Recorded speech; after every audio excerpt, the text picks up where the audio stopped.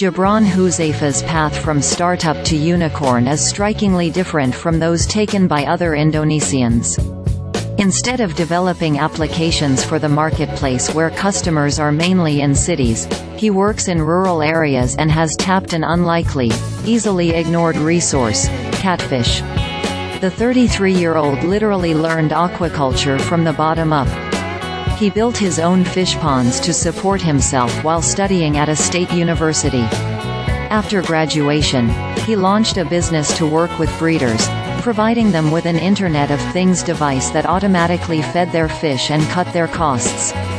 It was a decade ago that Huzaifah co-founded Multidaya Teknologi Nusantara, which is known to its 70,000 fish and shrimp breeding customers as eFishery. When the business started, nobody would think a startup in fisheries would become a unicorn, Huzaifah says in an interview in late July. "I didn't dare to promise it, but we made it." In July, unlisted eFishery became what appears to be the world's first aquaculture unicorn and Southeast Asia's first agritech unicorn. It did that thanks to a $200 million Series D fundraising led by Abu Dhabi's 42X fund.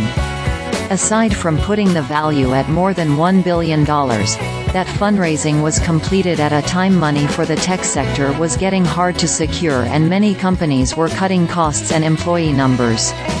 Not surprisingly, the journey to success wasn't as smooth as a fishpond's surface. Huzaifah learned early and often how to carry on when his pitches to farmers and potential investors failed to win customers or funds. "The first 5 to 6 years were the hardest," he says. "We faced a lot of rejections, including from investors. I told them this kind of business takes time to educate the market and needs patience, but perseverance paid off." Today, eFishery is involved with about 300,000 ponds and is an end-to-end aquaculture value chain company that offers fish breeders more than the automatic fish feeding tool for rental.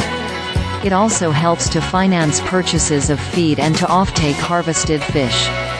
But it's not contract farming in which the breeders have to sell their production to the company.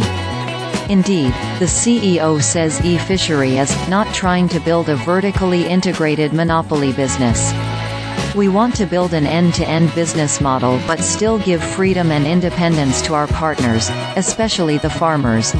Huzaifah claims the company has been profitable since 2018, although he doesn't provide any figures, citing a non-disclosure agreement signed with investors.